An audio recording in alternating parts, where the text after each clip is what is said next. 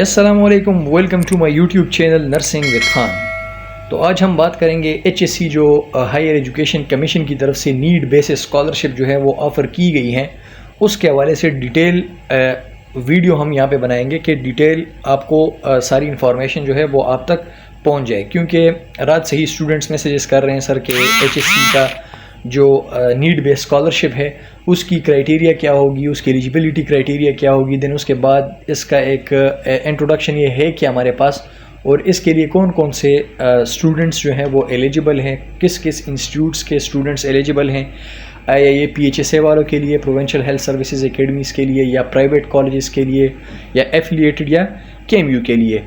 तो डिटेल पे इसी लेक्चर में बात करेंगे। तो आज के हमारे ऑब्जेक्टिव्स होंगे कि जो नीड बेस्ड स्कॉलरशिप है HSC की तरफ से उसकी ज़रा अबाउट इंट्रोडक्शन में हम बात करेंगे, देन उसके बाद उसके ऑब्जेक्टिव्स पे बात करेंगे, देन उसके जो बेनिफिट्स हैं उस पे बात करेंगे, और उसके बाद इसकी एक प्रॉपर फॉर्म है वो आपने फिल करके जो है वो अप्लाई करनी है, और इसके बाद जो है अप्लाई डेट मतलब लास्ट डेट डेडलाइन कौन सी है। तो डिटेल के साथ जो है हम HSC का जो हायर एजुकेशन कमीशन है जो नीड बेस्ड स्कॉलरशिप स्टूडेंट्स के लिए जो है वो अनाउंस किया हुआ है उसके बारे में डिटेल से बात करेंगे कि कौन सा स्टूडेंट्स एलिजिबल है, कौन सा नहीं है, किस इंस्टीट्यूट के लिए ये है और किस इंस्टीट्यूट्स के लिए ये स्कॉलरशिप अवेलेबल नहीं है।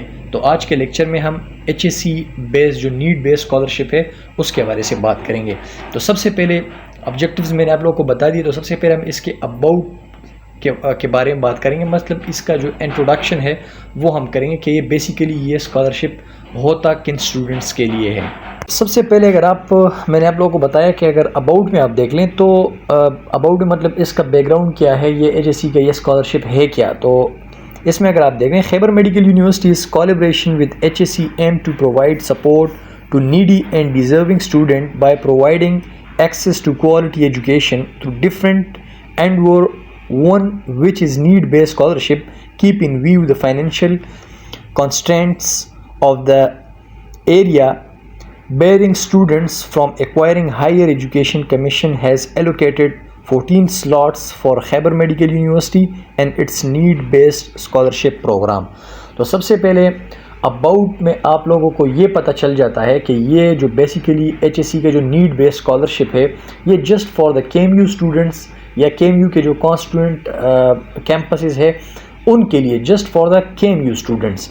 और नीड बेस्ड स्कॉलरशिप की मैं आप लोगों को ये बात बता दूं कि ये कोई भी एकेडमिक परफॉर्मेंस पे नहीं होता, ये आपके एकेडमिक्स मार्क्स को या आप लोग के GPAs को जो है वो नहीं देखा जाता। इसमें जस्ट जो आप लोगों का नीड बेस मतलब वो स्टूडेंट जो अफोर्ड नहीं कर सकते, अपने फीसेस जो है वो अफोर्ड नहीं कर सकते, तो बेसिकली उन्हीं स्टूडेंट्स को प्रेफर किया जाता है, ना कि उन स्टूडेंट्स के लिए जिनका GPA जो है वो अच्छा हो या जो एकेडमिक ग्राउंड पे जो है वो अच्छे हों, अच्छे पोजीशन पे स्टैंड करते हों, उनके लिए बिल्कुल ये स्कॉलरशिप नहीं है। ये just for the needy students, मतलब वो स्टूडेंट जो फाइनेंशियली वीक हो और अपने सेमेस्टर फ़ी या ईयरली फ़ी जो है वो मैनेज नहीं कर सकते, उनके लिए स्कॉलरशिप है। नंबर फर्स्ट ये बात इससे क्लियर हो रही है। सेकंड बात यहाँ पे ये क्लियर हो रही है कि ये scholarship just for the KMU students के लिए है, खैबर मेडिकल यूनिवर्सिटी के स्टूडेंट्स के लिए from the top to bottom, मतलब MBBS से लेकर BDS BS प्रोग्राम्स, मतलब BS प्रोग्राम्स जितने भी हैं, इस तरीके से MBBS और BDS के स्टूडेंट्स के लिए भी ये स्कॉलरशिप जो है ये अवेलेबल है, मतलब वो इससे जो है वो अवेल कर सकते हैं, इससे फ़ायदा उठा सकते हैं। Just for the KMU students और KMU के जो कॉन्स्टिट्यूएंट इदारे हैं, मतलब KMU के जो कैंपसेस हैं। अब यहाँ पे 14 स्लॉट्स का मतलब ये है कि 14 स्लॉट्स जो हैं वो खैबर मेडिकल यूनिवर्सिटी को दिए हुए हैं, मतलब इनमें अब डिफरेंट कैंपस को जो है 3, 4 या 5 सीट जो है वो उनके लिए प्रोवाइड किए जाएंगे। तो इनमें मेन चीज़ यही 14 स्लॉट्स वाला है कि just for Khyber medical university और उनके कैंपसेस के लिए है, और जस्ट उन्हीं स्टूडेंट्स को दिया जाएगा जो नीडी होंगे, मतलब जो अपने फ़ी जो है वो अफोर्ड नहीं कर सकते अपने एकेडमिक फ़ीस। तो टॉप टू बॉटम मतलब MBBS से लेकर, इसमें MBBS के स्टूडेंट्स भी इंक्लूड हैं, BDS के स्टूडेंट्स भी इंक्लूड हैं, और BS प्रोग्राम जितने भी KMU जो है वो करवाता है KMU के अंडर। ये किसी भी प्राइवेट इंस्टीट्यूट के लिए नहीं है, किसी भी एफिलिएटेड इदारे के लिए नहीं है, और ना ये PHSA वालों के लिए, प्रोविंशियल हेल्थ सर्विसेज एकेडमीज़ वालों के लिए भी ये स्कॉलरशिप नहीं है। ये just for the KMU students और उनके कैंपस में जो स्टूडेंट्स हैं फॉर द नीडी स्टूडेंट्स। यहाँ पे ये बात अबाउट में क्लियर हो गई। अच्छा, अब इसके ऑब्जेक्टिव्स की तरफ जाते हैं कि इसकी ऑब्जेक्टिव्स क्या होंगी इस स्कॉलरशिप का। तो फर्स्ट पॉइंट अगर आप देखें, to provide an opportunity for talented student who are financially disadvantaged and और incapable of meeting higher education cost. मतलब वो स्टूडेंट्स, उन्हीं स्टूडेंट्स के लिए ये स्कॉलरशिप है जो कि अपने फ़ी जो है वो अफोर्ड नहीं कर सकते फॉर द स्टैंडर्ड एजुकेशन, जो कि KMU में पढ़ते हैं और अपनी फ़ी जो है वो अफोर्ड नहीं कर सकते, मतलब जिनको नीड होती है उन्हीं स्टूडेंट को प्रेफर किया जाएगा। Number second, to provide the opportunity for academically qualified yet financially needy.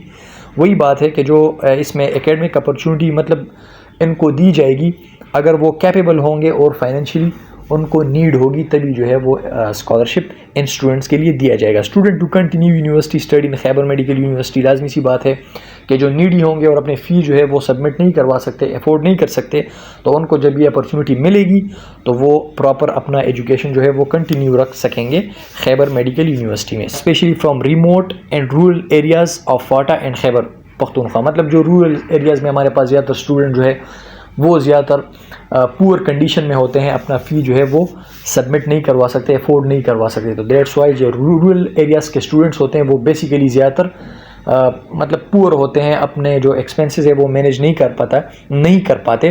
तो दैट्स वाई यहाँ पे ये मेंशन है।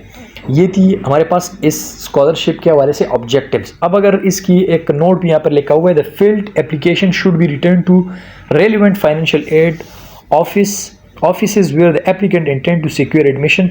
आप लोगों ने जिस कॉलेज में आप हैं वहाँ पे, जिस कैंपस में आप हैं वहाँ पे आप लोगों ने यह फॉर्म जो है वो सबमिट करवाना है। ये आप बात जहन में याद रखें कि आपने उसी इंस्टीट्यूट में सबमिट करवाना है जिस इंस्टीट्यूट में आप हैं, मतलब KMU के जिस कैंपस में आप हैं वहाँ पे आप लोगों ने फॉर्म फिल करके जो है वहाँ पे सबमिट करवाना है। अब ये फॉर्म है कहाँ पे और कहाँ से आप लोगों को मिलेगा वो मैं आप लोगों को आगे बताऊंगा। अच्छा, अब इस स्कॉलरशिप की बेनिफिट्स को अगर हम डिस्कस कर लें कि इसके हमारे पास बेनिफिट्स क्या होंगे, तो scholarship benefits, free tuition fee, मतलब आपकी जो ट्यूशन फ़ी है वो फ्री हो जाए, मतलब वो गवर्नमेंट पे करेगी। देन उसके बाद एनुअल स्टाइपेंड मतलब आपको एनुअली जो है आपको वजीफ़ा दिया जाएगा। स्टाइपेंड मतलब वजीफ़ा, ये हर एक मंथली मतलब पर मंथ नहीं होगा, ये कंबाइनली जो है ये जब जमा होगा तो एनुअली जो है एनुअल के हिसाब से आपको देंगे। एप्लीकेशन डेडलाइन की अगर हम बात करें तो डेडलाइन आप लोगों के पास है 21 मार्च 2025, मतलब आज जो है आज 6 मार्च है, तो ऑलमोस्ट 25 मार्च को जो है ये लास्ट डेट बन रहा है। तो लास्ट डेट तक आप लोगों ने अपना फॉर्म जो है वो सबमिट मस्ट करवा लेना है ताकि आप लोग इस अपॉर्चुनिटी को अवेल कर सके। इसी तरीके से हेल्पलाइन भी दी हुई है 09192172258, तो ये हेल्पलाइन है, इस पर आप कॉन्टेक्ट भी कर सकते हैं। अब इसके लिए एलिजिबल कौन से स्टूडेंट्स हैं? For first semester students, year first students only, मतलब MBBS BDS के फर्स्ट ईयर के स्टूडेंट्स, और जो हमारे पास BS के प्रोग्राम्स वाले हैं वो फर्स्ट सेमेस्टर के स्टूडेंट्स, मतलब जो अभी 2024 में एनरोल हो चुके हैं KMU में और KMU के डिफरेंट कैंपसेस में, तो वो स्टूडेंट्स एलिजिबल हैं। याद रखें, इसमें कोई भी सेकंड थर्ड सेमेस्टर वाले अप्लाई नहीं कर सकते, ये just for the MBBS BDS first year and BS programmes में अगर हम देखें तो फर्स्ट सेमेस्टर के लिए वो स्टूडेंट्स एलिजिबल हैं। नोट में अगर आप देख लें तो submit from to focal person of institute not directly to KMU Peshawar, जो फोकल पर्सन होगा जहाँ पे आप जिस इंस्टीट्यूट में आप हैं, जिस कैंपस में आप हैं, वहाँ पे आप लोगों ने ये चीज़ सबमिट करवानी है, ना कि आप लोगों ने ऑनलाइन जाना है और ना आप लोगों ने डायरेक्ट KMU में जाना है। तो ये स्कॉलरशिप के बेनिफिट्स हैं, आप देख सकते हैं। एलिजिबिलिटी क्राइटेरिया मैंने आप लोगों को बता दी कि आगे फर्दर डिटेल के साथ देखते हैं, लेकिन फर्स्ट सेमेस्टर के स्टूडेंट और फर्स्ट ईयर के MBBS BDS के स्टूडेंट्स इसके लिए एलिजिबल हैं। तो ये जो है ये हमारे पास स्कॉलरशिप के जो हमारे पास बेनिफिट्स थे ये मैंने आप लोगों को बता दिए कि स्कॉलरशिप के हमारे पास कौन कौन से बेनिफिट्स होंगे। तो ये डिटेल्स के साथ आप लोग को इसलिए बता रहा हूँ ताकि आप लोग कोई भी डिफ़िकल्टी जो है वो आप लोग फेस न कर सके ड्यूरिंग सबमिशन, या जब आप फॉर्म सबमिट करवा रहे हों या कोई भी चीज़ जो है वो आप करवा रहे हों, ताकि उसमें आप कोई भी डिफ़िकल्टीज़ आप फेस ना करें। अच्छा, तो क्राइटेरिया को अगर हम देखें, एलिजिबिलिटी क्राइटेरिया को डिटेल्स के साथ, तो financial assistant scholarship are available for the student at undergraduate and graduate level in all disciplines. लाजमी सी बात है, जो अंडर ग्रेजुएट्स होंगे उनके लिए ये अपॉर्चुनिटी है। इस तरीके से all those needy students who are already enrolled in KMU constituent institute are also eligible to apply. लाजमी सी बात है, मैंने स्टार्ट में ही आप लोगों को बताया, ये scholarship just for KMU students के लिए, KMU कॉन्स्टिट्यूएंट्स स्टूडेंट्स और KMU के अंदर, मतलब KMU के जो कैंपसेस हैं, मेन कैंपस और KMU, वो स्टूडेंट्स इसके लिए एलिजिबल हैं। द एलिजिबिलिटी ऑफ, लाजमी सी बात है, जो KMU में होंगे और उनके कैंपसेस में होंगे वो इनरोल ही हो चुके हैं। थर्ड नंबर पॉइंट को अगर आप देखें, the eligibility of a candidate is link to neediness of the candidate as determined and assessed by the institutional scholarship awarded committee keeping in view the financial background of the family of the applicant. लाजमी सी बात है, आप लोग के लिए check and balance रखा जाएगा, आप लोग की पूरी डेटा जो है वो निकाली जाएगी, ताकि आप जो बोल रहे हैं आप सही बोल रहे हैं या आप झूठ बोल रहे हैं कि मैं बिलोंग फ्रॉम पुअर फैमिली, तो आप लोग की सही इन्वेस्टिगेशन जो होगी, सही कमेटी के आगे प्रॉपर आप लोग की जो है वो वैलिडेशन होगी, ताकि आप इस चीज़ के लिए एलिजिबल हैं, इस स्कॉलरशिप के लिए एलिजिबल आप हैं या नहीं हैं। तो इसी तरीके से अगर आप 4 पॉइंट को आप देंगे, आप देखें 4 पॉइंट को अगर आप देखें, तो funding will be continue for the full programme. ये फुल प्रोग्राम मतलब जो अगर BS प्रोग्राम है, लेट सपोज नर्सिंग है, तो वो टोटली 4 ईयर्स के लिए जो है वो कंप्लीट प्रोग्राम के लिए स्कॉलरशिप है। इसी तरीके से अगर MBBS BDS का है तो एंड तक जो है ये स्कॉलरशिप रहेगा। 5 ईयर MBBS है, इसी तरीके से BDS 4 ईयर है, तो एट द एंड तक जो है ये स्कॉलरशिप जाएगा। इस तरीके से 5 नंबर पॉइंट को अगर आप देखें, disciplines will be kept open, university will decide to include और एक्सक्लूड एनी डिसिप्लिन। अब यूनिवर्सिटी के ऊपर है कि DPT को रखते हैं या BSN को निकालते हैं या BSN को रखते हैं, BSN प्रोग्राम को, तो इंक्लूडिंग एक्सक्लूडिंग क्राइटेरिया जो है वो डिपेंड करता है यूनिवर्सिटी के ऊपर। 6 नंबर पॉइंट पर अगर आप देख लें, तो considering the allocated grants the university may adjust the total number of scholarship to the some extend in order to cover the tuition fee as per actual. इस तरीके से 7 नंबर पॉइंट आप देख लें, every student may be paid 6,000 stipend per month for the complete program as well as the actual tuition fee। आप लोग की tuition fee भी पे की जाएगी और आप लोग को जो है वो स्टाइपेंड भी मिलेगा, मतलब वजीफ़ा भी आप लोग को मिलेगा। ये इस तरह भी मिल सकता है कि 6 महीनों का जमा करके आप लोग को दे सकते हैं। इसी तरीके से 1 महीना भी डायरेक्ट, मतलब मंथली भी आपको दे सकते हैं, लेकिन इन स्कॉलरशिप में, नीड बेस्ड स्कॉलरशिप में अक्सर जो है वो एनुअली देते हैं, ईयर का हिसाब लगा देते हैं। आप लोग का ईयर जो है वो जब जमा हो जाता है 6-6 हज़ार करके, तो वो एंड में आप लोग को दे देते हैं। इस तरीके से 8 नंबर पॉइंट को अगर आप देखें, only 2 students are eligible who are enrolled in the first year and first semester. Start में मैंने आप लोगों को बताया था वो स्टूडेंट इसमें एलिजिबल हैं जो BS के प्रोग्राम में फर्स्ट सेमेस्टर में हो, और इस तरीके से MBBS या BDS में फर्स्ट ईयर के स्टूडेंट्स जो हैं, मतलब जो 2024 में जो एनरोल हो चुके हैं स्टूडेंट, चाहे BS हो चाहे MBBS हो या BDS हो।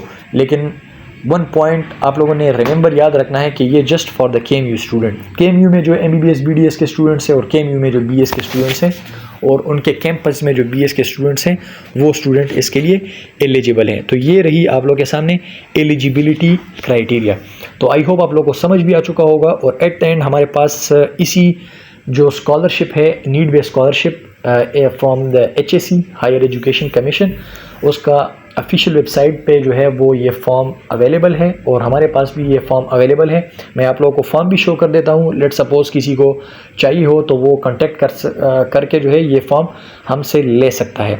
अच्छा, फॉर्म की तरफ बढ़ते हैं कि एप्लीकेशन फॉर्म हमारे पास कौन सा है इसी HSC। जी, तो HSC की जो नीड बेस्ड स्कॉलरशिप है, इसकी अगर फॉर्म को अगर आप देखें तो इसकी बहुत डिटेल के साथ जो है इसका फॉर्म सबमिशन है। आप लोगों ने ध्यान से जो है अपने फॉर्म को जो है वो फिल करना है ख़ुद, लेकिन मोटी मोटी चीज़ें मैं आप लोगों को यहाँ पे मेंशन कर रहा हूँ। हमारे पास जो स्कॉलरशिप एप्लीकेशन फॉर्म है वो हमारे पास अवेलेबल है। लेट सपोज़ किसी को HSC की ऑफिशियल वेबसाइट से जो है वो फॉर्म डाउनलोड करने में या फॉर्म तलाश करने में जो है उसको डिफ़िकल्टी वो फेस कर रहा हो, तो वो हमारे साथ कांटेक्ट करके जो है हम इस फॉर्म को आप तक जो है वो शेयर कर सकते हैं। अच्छा, स्कॉलरशिप एप्लीकेशन फॉर्म है जो ऊपर लिखा हुआ है, बिल्कुल merit based selection will be decide on the base of information provide. अच्छा, फर्स्ट अगर आप देख लें दी हुई है ऊपर हाईलाइट के प्रोवाइडिंग फॉल्स इंफॉर्मेशन।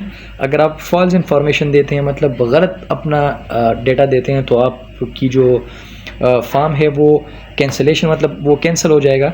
जो अप्लाई आपने की कर रहे हैं वो कैंसिल हो जाएगा। इस तरीके से अगर इनिशिएशन ऑफ क्रिमिनल प्रोसीडिंग्स, इसी तरीके से जो आप अगर फॉल्स इंफॉर्मेशन देंगे तो ये चीज़ें आप पे लगेंगी, डिस्क्वालिफिकेशन आपकी हो सकती है। अच्छा, इस तरीके से instruction for the filling outline scholarship application form, ये इंस्ट्रक्शन है किस तरीके से आप लोगों ने फिल करना है using black ball point, write in capital letter, read the application form carefully, make photocopy of the application form, आगे टोटल नीचे डिटेल के साथ जो है वो दिया हुआ है। Ensure you have attached all the required documents by putting the tick mark in checklist. Answer all the questions. नीचे सारे आंसर क्वेश्चंस मेंशन किए हुए हैं, ये मैंने आप लोगों को बताया बहुत डिटेल के साथ जो है ये HSC का फॉर्म जो है वो आप लोगों ने फिल करना होता है और ये ऑलमोस्ट 8 पेजेस होते हैं। अच्छा, application form checklist, copies of the computerise NIC, father mother या गार्डियन, इसके जो है आप लोगों ने तीनों के गार्डियन तो आप लोग के यही फादर मदर और गार्डियन मतलब आप लोगों का कोई रिलेटिव हो या आप लोगों के साथ जो कोई वहाँ पे जाए तो इनके आप लोगों ने NIC कॉपीज़ जो है वो आप लोगों ने अटैच करनी है। सैलरी सर्टिफिकेट फादर की हो या मदर की हो या गार्डियन की कोई भी मतलब सैलरी सर्टिफिकेट आप लोगों ने अटैच करना है। Copies of last 6 month utility bills, आप लोगों ने अपने बिल्स जो है वो क्लियर करवाने हैं, बिल्स जमा करवाने हैं। इलेक्ट्रिसिटी, गैस, टेलीफोन, वाटर, वो आप लोगों ने टिक मार्क करके जो है आप लोगों ने फिल करने हैं। इसी तरीके से attested copy of the rent agreement if applicable, copies and last latest recipient of the self and, मतलब सिबलिंग्स का जो आप लोग के मतलब बहन भाई हैं उनकी जो है लेटेस्ट फ़ी, अगर आप लोग के लेट सपोज़ किसी की बहन या किसी का भाई जो है वो किसी भी प्राइवेट इंस्टीट्यूट में हो या प्राइवेट मदरसे में हो या जहाँ पे भी हो जहाँ पे वो फ़ीस दे रहा हो तो उनकी आप लोगों ने लास्ट रेसिप्ट जो है रसीद जो है वो आप लोगों ने मस्ट जो है वो अटैच करनी है यहाँ पे। Copies of the medical bills, expenditure जो आप लोग का खर्च है मेडिकल पे वो आप लोगों ने यहाँ पे मतलब जमा करवाना है। उसकी copies of the previous scholarship attend, अगर आप लोगों ने प्रीवियस स्कॉलरशिप ली हो FSC में या किसी दूसरे मतलब मैट्रिक में तो वो आप लोगों ने यहाँ पे लिखना है, अगर नहीं दिया हुआ तो इसी तरीके से छोड़ना है। स्टेटमेंट ऑफ द पर्पज़, कि क्या पर्पज़ है, लाजमी सी बात है पर्पज़ ये है कि नीडी है, मतलब जो बंदा ये फिल करेगा तो लाजमी सी बात है वो नीडी होगा ना स्कॉलरशिप के लिए, वो अपना फ़ी जो है वो सबमिट नहीं करवा सकेगा। अच्छा, take selection when the completed, personal information अगर कंप्लीट हो तो अगर take cumulative information, self parent, guardians, financial agreements, current year educational record सारा आप लोगों ने करना है। अच्छा, send your application by does, आप लोगों ने ये चीज़ें करनी है। एक होता है डज जो आप लोगों ने करनी हो, जो डू नॉट जो आप लोगों ने नहीं करना हो। Send your application by post submit, ये चीज़ें आप लोगों ने सारी करनी है। अच्छा, अब जो है वो बेसिकली ये तो पहले प्रिकॉशंस थी, ये आप लोगों ने मस्ट जो है केयरफुली आप लोगों ने रीड करके इसको फिल कराना है। ये है basic form HSC need based scholarship programme का फॉर 2024-2025। ये आप लोगों ने मस्ट केयरफुली आप लोगों ने रीड करके यहाँ पे लिखना है। Name of the university, degree title, applicant, NADRA, age, domicile, ये बिल्कुल इजीली चीज़ें हैं। If answer is yes, section no 8 complete the section 9(3), designation क्या है वालिद का। इसी तरीके से total monthly applicants, gross income in, total monthly income आप लोगों का कितना है, इस तरीके से कितना इनकम टोटली मंथ जो है वो जनरेट हो रहा है वो आप लोगों ने यहाँ पे लिखना है। फैमिली मेम्बर्स कितने हैं, रिलेशनशिप उनके साथ क्या है, मैरिटल स्टेटस है, मैरिड है या नहीं, इस तरीके से detail family members, earning tack, extra sheet if required, मतलब जो अगर एक्स्ट्रा कमा रहे तो वो आप लोगों ने यहाँ पे लिखना है, मतलब कंप्लीटली डिटेल्स आप लोगों ने यहाँ पे मेंशन करने हैं। ब्रदर सिस्टर्स, आप लोग के जो सिबलिंग्स हैं या आप लोग के चिल्ड्रन हैं जो पढ़ रहे हैं उनके एक्सपेंडिचर आप लोगों ने यहाँ पे लिखने हैं। फादर नेम या फादर की जो है सारा स्टेटस आ गया, फादर की एम्प्लॉयमेंट कंपनी में है या जहाँ पे भी वो नौकरी कर रहे हैं ऑक्यूपेशन उनका क्या है। इसी तरीके से any other supporting person, mother, guardian, brother, sister, family, relative, guardian, जो भी आप लोगों को सपोर्ट कर रहा हो उसकी डिटेल्स आप लोगों ने यहाँ पे लिखनी है। प्रॉपर्टी, रेंट, आप लोग अगर जहाँ पे रह रहे हैं, आप किराए पे रह रहे हैं या अपना घर है, लैंड लीज कितनी जो है वो आप किस बिल्डिंग में रह रहे हैं, मतलब कितनी लीज आपने ली हुई है, इस तरीके से bank deposits, other specificity, total family monthly income आप लोगों का कितना है, इस तरीके कंप्लीटली जो है फैमिली एक्सपेंडिचर कितना खर्च है मंथली का।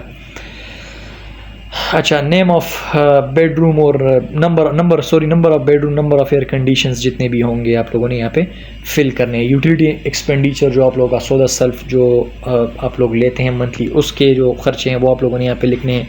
Total family expenditures, total family का जो खर्च है वो आप लोगों ने यहाँ पे लिखना है। अच्छा, assets with current mark value, does the family own, मतलब आप लोग की फैमिली की अपनी ट्रांसपोर्ट है, मतलब आप लोग के पास गाड़ी है या नहीं है, मतलब ये सारा कुछ आप लोगों ने बिल्कुल इजी है, बिज़नेस है या नहीं है, लैंड बिल्डिंग, बैंक बैलेंस वगैरह।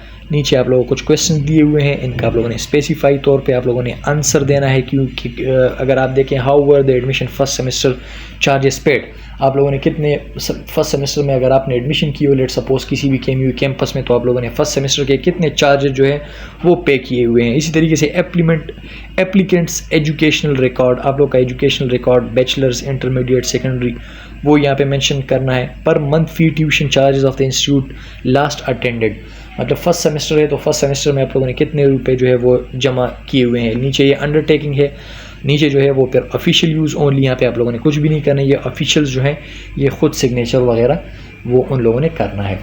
वन थिंग रिमेंबर कि अगर आप लोगों ने लेट सपोज आप लोग को ये टेंशन कर रहा हो कि हमने तो फर्स्ट सेमेस्टर की फ़ी जो है वो पे कर दी, अगर आप लोगों ने फर्स्ट सेमेस्टर की फ़ी पे कर दी है, अगर लेट सपोज आप लोगों को HSC का ये नीड बेस्ड स्कॉलरशिप मिल जाता है, तो एज ए रिज़ल्ट आप लोगों को वो जो आप लोगों का सेमेस्टर फ़ी है वो आप लोगों को रिटर्न किया जाएगा।